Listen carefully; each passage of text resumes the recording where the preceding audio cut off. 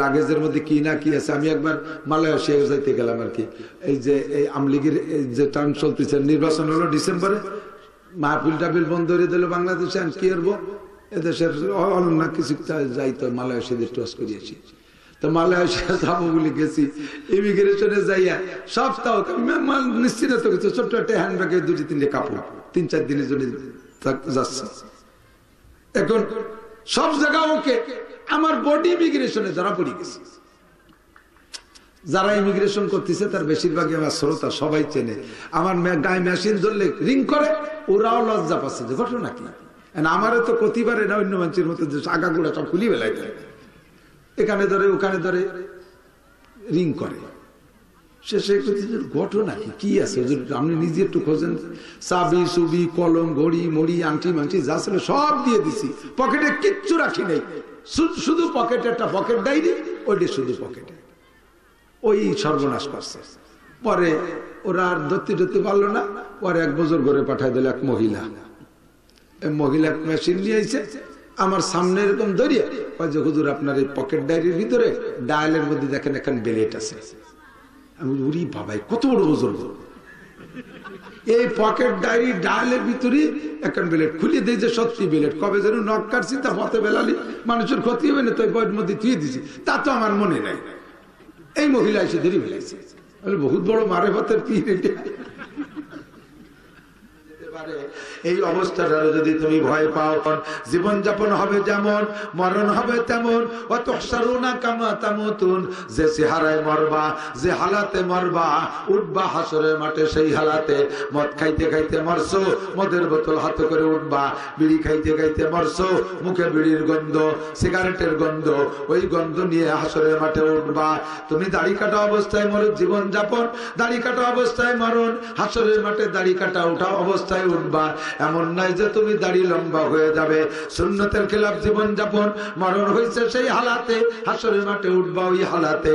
ও দোস্ত, যে অবস্থায় বেঁচে আছি ওই হালাতে আমার মরণ যদি হয়, আর মরণ যে হালাতে হয় ওই হালাতে যদি আমার হাসর হয়, এই কথাটা যদি অন্তরে ভয় থাকে, তাহলে আমাকে এক্ষুনি হাসরের মাঠে আল্লাহর সামনে সুন্দর একটা বডি নিয়ে ওঠার মতো বডি এক্ষুনি তৈরি করার সিদ্ধান্ত নিতে হবে। এখনই প্রস্তুতি নিয়ে ফেলি, যাতে কিয়ামতের ময়দানে আমার লজ্জা পাইতে না হয়। নবী আমারে চিনবে না, আমার মুখে দাড়ি নাই, চিনবে না। আমি কি মুসলমান না, আমি অরিবদ। সিনেনের একটা আলামত থাকতে হবে না। হিন্দু মায়াকে তো চিনতে পারবে, মুসলমান মায়াকে চিনতে পারবে। হিন্দু মায়াকে কপালে সীতাই সিন্ধু এ দেখলে চিনতে পারবে, মুসলমান মায়াকে নাই। কিন্তু আমারে তোমারে চিনবে কি দিয়ে? আমাকে তো চিনবে দাড়ি দিয়ে, নাই তা দাড়ি। ওদিকে পরিজা প্যান্ট, দাদা বাবুর যে প্যান্ট আমারও সেই প্যান্ট, হিন্দু বুদ্ধ খ্রিস্টানকে যে পোশাক আমারও সেই পোশাক। তাকে দেখলেও চেনা যায় না, সালাম দেবো না নমস্কার দেবো। মুসলমানরা দেখলে বোঝা যায় না, সালাম দেবো না নমস্কার দেবো। কি করবো নাকি, কি জিন্দগি তৈরি করলাম? হ্যাঁ মুসলমান যুবক আমার, তৈরি হয়ে যাও, পাক্কা সিদ্ধান্ত নাও। সাবুন্না সাফি ইবাদাতিল্লাহ। নবী হাসরের মাঠে যুবকদেরকে ডাকবে, তাআলাউ ইয়া শাবাব, তাআলাউ ইয়া শাবাব। এ যুবকরা এদিকে আয়। কোলের মধ্যে বসাইয়া তোমারে মুখে হাউজে কাউসার নিজে হাতে পেয়ালা দিয়ে খাওয়াইয়া বলবেন যে কোটি কোটি যুবক রে, নবী একবারে পেয়ালা দিয়ে পানি খাওয়াবে কিভাবে? তোমার ওই চিন্তার দরকার না যে আটের মানুষ সুতি বালিশ পাইবেন কোন জায়গা, তুমি এক গিলাস পালি হলো নাকি? আর কিনা ভালো না বলো, তুমি সময় মতো এক গ্লাস পাইলে হলো, তুমি পেয়ে যাওয়া। হাউজে কাউসার খাওয়াইয়া হাত ধরে নেওয়ার সাজিমের নিচে বসাই দেবে।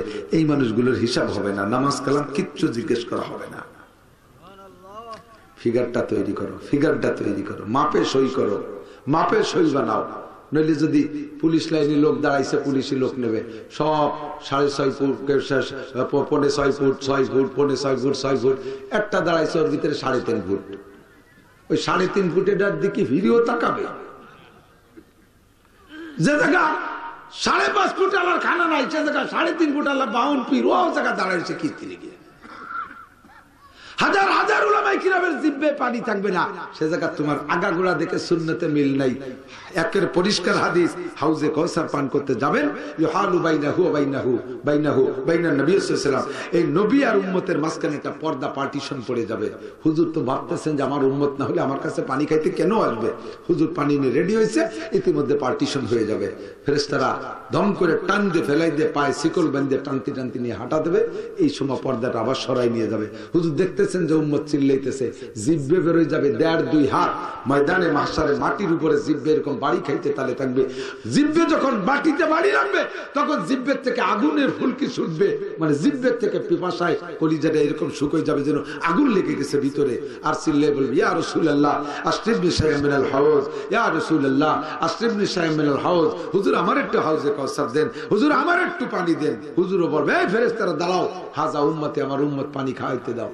সাহাবা ফেরেশতারা বলবে, ফাইন্নাকা লা তাদরি মা হাদাসু বাদাক, হুজুর আপনি জানেন না দুনিয়াতে, আপনি দুনিয়া থেকে চলে আসার পরে সুন্নত নিয়ে কি তামাশা করছে, সুন্নত নিয়ে কি সিনেমিনি করছে, ও সুন্নত নিয়ে আর কি করছে। এক মাসে দাড়ি কাটিয়ে ফেলাই দেয় পুরো, আর এক মাসের একটু রাখে, আবার কতদিন পর যে এই অর্ধেক রাখে নিচে টুক চাইছে ফেলাই দেয়, আবার কতদিন যে এইটুক চাইছে ফেলাই দেয় এইটুক রাখে। ওর ইচ্ছে মতো যা খুশি চলচ্চিত্রের নায়ক নায়িকাকে যা দেখছে ও সেই সুন্নতের পর আমল করছে। আপনার সুন্নত তো মানে নাই, ওরা পানি দেওয়া যাবে না। হুজুর বলেন, সহকান সহকান, হাদিসের শব্দ সহকান সহকান, ভাগ কপাল পোড়া ভাগ, লজ্জা লাগে না আসতে? সুন্নতের কথা শুনছিস মানিস নেই, শরম হয় না আসতে আমাদের আমার কাছে? টানতে টানতে নিয়ে জাহান্নামে ফেলাই দেবে, থাকবা পড়ে লক্ষ লক্ষ বছর জাহান্নামে পড়বা সুন্নতের খেয়ানতের কারণে। ওই গুনাহ মোচন হওয়ার পরে তারপরে ঈমান আছে, কলেমা লা ইলাহা ইল্লাল্লাহ মুহাম্মাদুর রাসূলুল্লাহ কলেমা পড়ছিলেন, যে ওই কলেমার বদৌলতে শেষে জান্নাতে আসবেন। কিন্তু এর আগে একেবারে আইল মাসাইল খুলিয়ে ফেলা দেবে পিঠে গিয়ে। মাজা থাকবে না রে কাকা, উস্কুরি যাইও, পাশায় সালা বেঁধে যাইও, একটু সরষের তেল মায়া যাই, যাতে বাড়ি স্লিপ করে সরিয়ে যায়।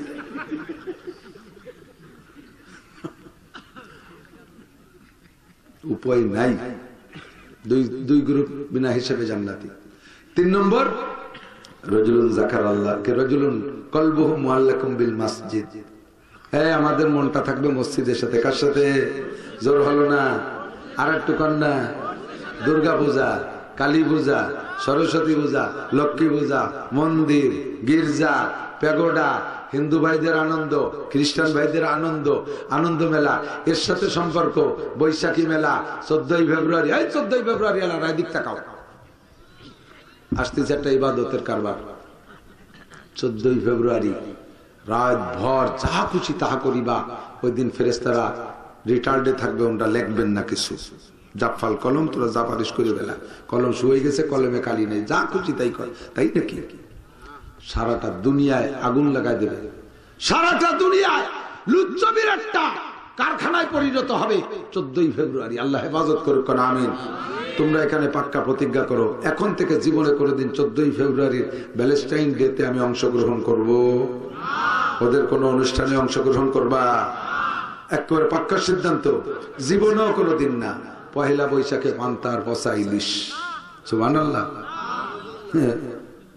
পান্তা ভাত তো গরিব মানুষ খায়, আর গরিব মানুষও খায় না। পান্তা তো বাদ হয়ে গেছে। আমাদের ছোটবেলায় তো পান্তা ভাত বাগেও পাইতাম না। বাংলাদেশ স্বাধীনের পরে চরম দুর্ভিক্ষ গেছে বাংলাদেশে। এত কয়টা পান্তা ভাত এক বল পানির মধ্যে দিয়ে কাঁচামরিচ পেঁয়াজ দিয়ে সিরিয়ে চটকাইয়া কয় ভাই বোন মগে গিলাসে ভাগ করে নিতাম। বা ওই পানি ফুনি শুদ্ধ মুখ দেখাইয়া স্কুলে যাইতাম। আর তো পান্তা ভাত মানুষ তো দূরের কথা, গরুতিও খায় না। আমাকে বাড়ির একটা গাই আছে, তার এক বালতি পান্তা ভাত দিছি, 100 মুখ খাইয়ে গড় গড় করে ডেক ছাড়ে একটা কাগা অ্যান্টাসিড আছে, আমি আর পারতেছি না, এই খাবি না, খালোই না। পরে মাছ দিছি, মাছও গিন্নাতে খাইনি। সেই পান্তা ভাত খাবে, 1 প্লেট পান্তা ভাত, আর ইলিশ মাছের সাইজ কি আল্লাহ! ও মহিলারা বটি দিয়ে কাটতে পারবে না, 100 মিলিতে কাটিয়ে আনছে, মানে এত পাতলা। 1 পিস ইলিশ মাছ, 1 প্লেট পান্তা ভাত 3000 টাকা দিয়ে কিনে নিয়েছে। তাই আইনে ভাগ্যরে খুব প্রশংসা করতেছে। বাসায় ছিল শাওড়ি, আইসো কাছে, আম্মা আমার রুজিতে অত না, আল্লাহ আপনার কপালি মানুষের মাইয়া, আপনার ভাগ্যে এই পান্তা ভাত পাইছি। খুশিতে ভাগ করি, একের পিরিজের শাওড়িরও 1 পিরিজ দেশে। শাওড়ি কয়, তুই এই পান্তা ভাত এত ভালোবাসি, তা তো আমি জানতাম না। এবার খালি আয় আমার বাড়ি, তোরে পান্তা বাদ্য মাটি দেব। তুই এক প্লেট কিনছিস 3000 টাকা দে, তোর সাইডে নাও দেওয়া লাগবে না, তোরে 5 ওয়াক্ত পান্তা ভাত খাওয়াবো, সকালে দুপুরে জোহরে আসরে মাগরিবে হোকতে হোকতে পান্তা ভাত। কয় যে আম্মা গরম ভাত রান্ধেন না? কয় কথা কবি নে, টাকা চাচ্ছি নে, খালি পান্তা ভাত খাবি, যার সময় পান্তা ভাতের আড়ি দিয়ে তোর মাথায় হেলমেট বানায় দেবো। শয়তান বেটা শয়তান, পয়লা বৈশাখে পান্তা ভাত খাতে গেছিস। তো পান্তা ভাত গরিব মানুষে খায় না, সেই পান্তা ভাত খাও বছরের শুরুতে আনন্দের সাথে। আল্লাহ কয় দুর্ভিক্ষ এমন দিয়া দেবো ফান্তাও কপালে জড়বে না। কতক্ষণ? আর অফিস সময় রিজকুকুম, আসমানে আছে রিজিক, ওখান থেকে বৃষ্টির মাধ্যমে আল্লাহ রিজিক দেয়। ধান পাট ফসল শস্যাদি সবকিছু বৃষ্টির সাথে সম্পৃক্ত। আল্লাহ যদি লাগাতার বন্ধ করে দেয় ফসল ফলাই খাস, কয় যে আমাদের উপরে পানির দরকার নাই, তলেতে সেলো পূজা সিন্ধু উঠবো। তলের পানি কি তোর বাপের নাকি যে আল্লাহ তাআলা উপরের পানি বন্ধ করে দিয়েছে, ও আল্লাহ তাআলা নিচের পানিও বন্ধ করে দিতে পারে কি পারে না? নিবি কোন জায়গা থেকে পানি? পানি উঠবি কোত্থেকে? পাইপ পুতবি, স্টার্ট দিবি, পানি বেরোবে না, ফক ফক করে খালি গ্যাস বেরোবে। দে কোন বইতে দিবি দে। খুদার গজব। আল্লাহু আকবার। মনটা থাকবে মসজিদের দিকে। কোন দিকে? রাজুলুন কলবুহু মুআল্লাকুম বিল মাসাজিদ, মসজিদের দিকে যদি অন্তরটা থাকে। এই মসজিদের সাথে যার মন থাকে তাকে আল্লাহ পাক নিজেই মুমিন বলে সাক্ষী দিয়েছেন। আল্লাহ বলেন ইন্নামা ইয়ামুরু মাসাজিদাল্লাহি মান আমানা বিল্লাহ। যেই লোকটা মসজিদ আবাদ করে, নির্মাণ করে, আবাদ করে, মসজিদের সাথে সম্পর্ক রাখে, মসজিদের খেদমত করে, মসজিদের পাটি বিছায়, মাদুর বিছায়, ঝাড়ু দেয়, 5 ওয়াক্ত জামাতে হাজির হয়, তার নিজের ঘরের থেকে মসজিদের সাথে সম্পর্ক বেশি। মসজিদে যখন যায় তো যায়, বেরোয় যাওয়ার সময় মসজিদের দিকে বারবার ফিরে ফিরে তাকায়। মেয়েদের মতো মেয়েরা বাপের বাড়ি যায়, নতুন নতুন বিয়ে দেওয়ার পরে দূরে যদি বিয়ে দেয়, যাইতে তো চাই না, না যাইও উপায় নাই। ওদিকে বিয়ের হলে তো শ্বশুর বাড়ি যেতে হয়, মহিলারা জানে। আবার ছোট ছোট ভাই বোনের জন্য পরাণ পড়ে, জামাইয়ের সাথে কদ্দূর চলে গেছে, আবার জামাই ওই জায়গায় দাঁড় করে দেয়, তুমি একটু দাঁড়াতে, আমি ছোট বোনটিদের একটু কইয়ে আসি। ওই রে কইয়া একদম যায়, তার সাথে একটু দেখা দিয়ে বুকের সাথে জড়াই দিলে আবার কদ্দূর যায়, যে কদ্দে একটু দাঁড়াবেন কান্ডে একটু দাঁড়াতে, আমার দাদুরে আমি কই আসতে এলি কয়ে গেছে, সবাই বলে গেছে, কিন্তু টানে খালি পিছনের দিক টানে। আবার যায় 3-4 কিলোমিটার ফাঁকা, ঘুরে ঘুরে পিছনের দিক তাকায়। বাড়ির টান, মোহাব্বত। এই মেয়েটার যেমন বাপের বাড়ির দিকে টান থাকে, প্রত্যেকটা মুসলমানের যদি মসজিদের সাথে ওইরকম টান থাকে, চলে যায় ব্যবসায়, পিছনের দিক তাকায়, দেখা আরে আমার আল্লাহর ঘর, এটা আমার হাজা বাইতুল্লাহ, হাজা বাইতু রব্বি, এটা আমার আল্লাহর ঘর। এইগুলো একটু পিছনের দিক তাকায়, আবার কাজ করে, বারবার ঘড়ি দেখে, এই খেয়াল রাইস, কিন্তু আজান দেয় কন্যা মনে রে দিস, মেশিনের শব্দ শোনা যাচ্ছে না, ঘড়িতে টাইম হওয়ার সাথে সাথে দাম করে মেশিন বন্ধ হতে, তো তোর কারবার, আগে যাবো মসজিদে। মুয়াজ্জিন কইছে আল্লাহ বড়, আল্লাহরে বড়। আল্লাহ যদি কাজ করি, আজান কানে আসার পরেও যদি কাজ করি, তাহলে কাজ বড় হবে, আল্লাহ ছোট হবে, এটা আমার দ্বারা সম্ভব না। এই লোকটাকে নবী পাক কিয়ামতের ময়দানে টেনে নিয়ে আর সে আজিমের নিচে বসায় দেবে। আসো আসো, তুমিও দাস্তারখানের মেহমান, তুমি ভিআইপি, তুমিও ভিআইপি। ওয়ারাজুলুন যাকারাল্লাহ খালিয়ান ফাফাযাত আইনা, অর্ধেক সাথে সাথে ওই লোকটারে আল্লাহ পাক নিজেই কইছে মোমেন। আর মোমেন হলি লাভ কি? কদ আফলাহাল মুমিনুন, মোমেনরা সব সফল। আল্লাহ পাক বলেন ইন্নাল মুত্তাকিনা ইনদা রাব্বিহিম জান্নাতুন নাঈম, মোমেনরাই মুত্তাকিন, আর মুত্তাকিনদের জন্য রয়েছে জান্নাতুন নাঈম, নিয়ামত ভরা জান্নাত। আল্লাহ আমাদের নসিব করে, বলেন আমিন। আল্লাহ মোমেন আর মুনাফিকরা আর একটু পার্থক্য করে দিয়ে যায়। এদিকে আসেন, আপনারাও খুঁজে খুঁজে বলতে পারবেন কোনটা মোমেন কোনটা মুনাফিক। আমাদের সামনে একটা কম্পিউটার দিয়ে দিয়েছে, একটা মাপকাঠি দিয়ে দিয়েছে আল্লাহ নবী। মোমেনের মসজিদের মধ্যে কেমন লাগে? মাছের পানির মধ্যে যেমন লাগে, বোঝেন নাই? যত বড় শীত একেবারে, কয়দিন আগে যে কন করে শীত গেছে, আজও খারাপ না শীত, এই ধুমসা শীতের মধ্যে একটা পুকুর আছে বাগানের ভিতরে, একেবারে পুকুরটা খননের পরে আজও পর্যন্ত ওর গায়ে আর রোদ লাগে নাই, চতুর্দিক দিয়ে গাছ বাগান, ওই পুকুরটা ভরা আবার কচুরি। তাহলে পানি কিরম ঠান্ডা হতে পারে? ওই ঠান্ডা পানির পুকুরের ভিতরে কই মাছ আছে। আপনি যে যদি কই মাছ এখন, ও কই মাছ, তুই তো শীতের রাত্রি কালায় যাচ্ছিস, ঠান্ডা লেগে যাচ্ছে, আমাকে বাড়ি কম্বল আছে, আয় উঠি আয়, গরমের মধ্যে একটু হিট হয়ে যায়। ওকে আসবে, তোরা কয়বা বেটা থাক, আমি ভালোই আছি। তো যত শীত হোক আর যাই হোক, পানির মধ্যে মাছের ভালো লাগে, ঠিক না? মোমেনের যত কষ্ট হোক আর না হোক মসজিদের মধ্যে ভালো লাগে। মসজিদ ছাড়া মোটে ভালোই লাগে না। 5 ওয়াক্ত জামাতে নামাজ পড়ে, ওক্ত ছাড়া আরো ওক্তের 10 মিনিট 15 মিনিট আগে যে বসে থাকে, নামাজ হয়ে যাওয়ার পরও 15-20 মিনিট বসে তসবিহ তাহলিল করে, এরপরও তৃপ্তি পায় না। ছেলেকে বলতেছে, বাবা আমারে আজাদ তারিখ টাকা দিবি, আমি একটা সিল্লে দিয়ে আসতাম আল্লাহর ঘরে 24 ঘন্টা কাটাই আসতাম, আমি ভালো লাগতেছে না। ছেলেরা 4000 টাকা দিচ্ছে, চিল্লেই গেছে। এক চিল্লে শেষ হইতে না হইতে ফোন দিছে, বাবা আমার তো এক চিল্লে তৃপ্তি হয় না, আমার আর কয়টা টাকাতে 3টে চিল্লে কাটায় আসি, মসজিদের মধ্যে একটু ভালো লাগে। আল্লাহ নবী কয় এটা মোমেন, এরা মোমেন বলে সাক্ষী দিতে পারো, ওর মসজিদের মধ্যে ভালো লাগে। চিল্লের থেকে বাড়ি এসে মসজিদ ও মসজিদে মসজিদ ও মসজিদ, বুধবারে এক মসজিদ, মঙ্গলবারে আর এক মসজিদ, শনিবারে আর এক মসজিদ, শুক্রবারে নিজেকে মহল্লা, এই করে মসজিদে কাটায়। আল্লাহ পাক বলেন ইন্নামা ইয়ামুরু, এই মানুষগুলো মসজিদকে আবাদ করতেছে। ইন্নামা ইয়ামুরু মাসাজিদাল্লাহি মান আমানা বিল্লাহ, এই কাজটা করতে পারে যারা ঈমানদার। তারা কথা বলেন ঠিক না? যারা ঈমানদার। আল্লাহ পাক আমাদের অন্তরটা মসজিদের সাথে লাগাই রাখুক, একটুখানি আমিন। দুনিয়ার সব সাতকে দূর করে দিক, মসজিদ মুখে আমাদেরকে করে দিক। 4 নম্বর হলো রাজুলুন যাকারাল্লাহ খালিয়ান ফাফাযাত আইনা। আমার দিক তাকান। ওই ব্যক্তিকে আরশে আজিমের নিচে বসাইয়া আল্লাহ নবীও মেহমানদারি করবেন, নবী হাউজে কাউসার খাওয়াবেন, আর আল্লাহ তাআলা নিজ হাতে খানা খাওয়াবেন। কোন ব্যক্তি? কোন ব্যক্তি? রাজুলুন যাকারাল্লাহ খালিয়ান ফাফাযাত আইনা। ওই ব্যক্তি, যে লোকটা একেবারে নিরিবিলি যাকারাল্লাহ, জিকির করে, আল্লাহকে স্মরণ করে, আল্লাহকে খালিয়ান, দুনিয়ার সমস্ত ঝামেলা থেকে ফারেগ হইয়া একেবারে নিরিবিলি, দলবল লাগবে না, মাইক লাগবে না, জোট লাগবে না, সংগঠন লাগবে না, খেচড়ি লাগবে না, বার লাগবে না, সপ্তাহ লাগবে না।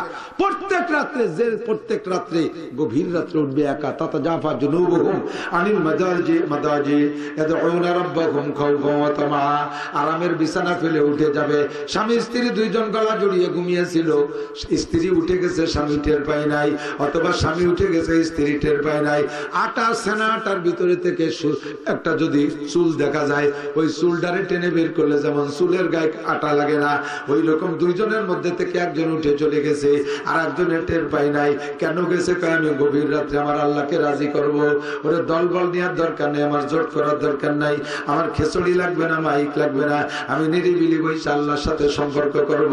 গভীর রাত্রে আল্লাহর সাথে আপনি যোগাযোগ করেন, এক তাহাজ্জুদের নামাজ পড়ে জিকিরে বসে যান, লা ইলাহা ইল্লাল্লাহ, লা ইলাহা ইল্লাল্লাহ, যাকারাল্লাহ খালিয়ান ফাফাযাত আইনা। 2টা চোখ বেয়ে পানি পড়ে।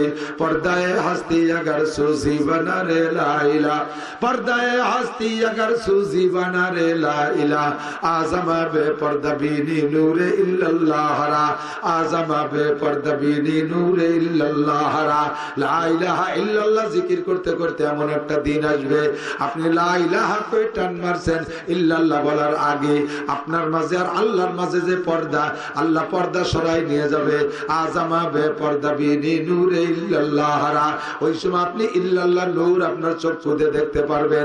এমন একটা পরিস্থিতি তৈরি করবেন, আপনার মতো মানুষকে আরশে আজিমের নিচের ভিআইপি মেহমান হিসেবে আল্লাহর নবী ডাইকে নিয়ে বসাইয়া দিয়া আল্লাহর হাতের মেহমানদারি 500 বছর খাওয়াবে। কাঁদেন, শেষ রাত্রি কাঁদেন, একা একা মাইক লাগবে, কীর্তি জিকির করতে। উদু রাব্বাকুম তাদাররুআ খুফিয়া, ডাকো তোমার রবকে কাঁদিয়ে কাঁদিয়ে গোপনে। নবীও কয় যাকারাল্লাহ খালিয়ান ফাফাযাত আইনা, সব সংগঠন বাদ দিয়ে একা একা নিরিবিলি জিকির করে, আর 2টা চোখ বেয়ে পানি পড়ে। এই লোকটা বড় দামি আল্লাহর কাছে, এই লোকটা বড় দামি। 4 নম্বর 5 নম্বর রাজুলানে তাহাব্বা ফিল্লাহ, যাদের হিসাব লাগবে না। মনে আছে নাকি ইমিগ্রেশন ছাড়া বিমানে উঠতে হবে? ইমিগ্রেশনে গেলে পরা লাগেজের মধ্যে কি না কি আছে। আমি একবার মালয়েশিয়া যাইতে গেলাম আর কি, এই যে এই আমলিগের যে টার্ম চলতেছে, নির্বাচন হলো ডিসেম্বরে, মাহফিল টাফিল বন্ধ করে দিল বাংলাদেশে। আমি কি করবো, এদেশের না কিছু যাইতো, মালয়েশিয়া টস করিয়েছি। তো মালয়েশিয়া যাবো বলে গেছি, ইমিগ্রেশনে যাইয়া সপ্তাহ নিশ্চিত তো কিছু ছোট্ট একটা হ্যান্ডব্যাগে 2-3টে কাপড়, 3-4 দিনের জন্য যাচ্ছে। এখন সব জায়গা ওকে, আমার বডি ইমিগ্রেশনে ধরা পড়ে গেছে। যারা ইমিগ্রেশন করতেছে তার বেশিরভাগই আমার শ্রোতা, সবাই চেনে। আমার গায়ে মেশিন ধরলে রিং করে, ওরাও লজ্জা পাচ্ছে যে ঘটনা কি। আমারও তো প্রতিবারে না অন্য মানুষের মতো আগাগুড়া সব খুলি বেলায়, এখানে ধরে ওখানে ধরে। রিং করে। শেষে ঘটনা কি আছে আপনি নিজে একটু খোঁজেন। চাবি চুবি কলম ঘড়ি মড়ি আংটি মাংটি যা ছিল সব দিয়ে দিছি, পকেটে কিচ্ছু রাখি নেই, শুধু পকেটে একটা পকেট ডায়েরি, ওইটি শুধু পকেটে। ওই সর্বনাশ করছে। পরে ওরা আর ধরতে পারলো না, পরে এক বছর ঘরে পাঠায় দিল এক মহিলা।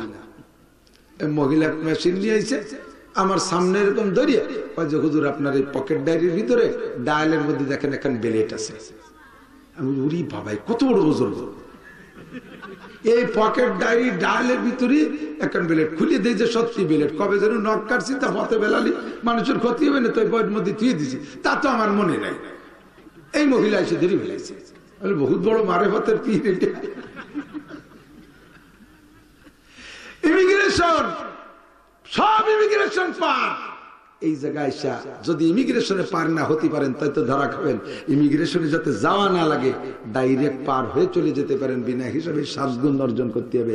2 ব্যক্তির ভিতরে ভালোবাসা আল্লাহর রাস্তায়। ভালোবাসা কি জন্য?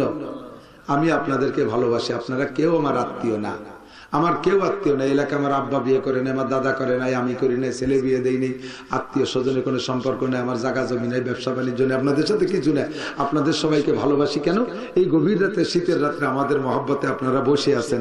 আপনারা মুসলমান, আর কিছু না, আপনারা মুসলমান, আপনারা কলেমা পড়া মোমেন, আমার ইমানি ভাই, এই জন্যই ভালোবাসি। আর আপনারাও ঘর বাড়ি ফেলে রেখে এত রাত্রে বসে আছেন কেন? নাসির হুজুর, নাসির শাহ হুজুরকে একটু ভালো লাগে, ওনার কথা শুনতে ভালো লাগে, এই জন্য মহব্বতে বসে আছেন।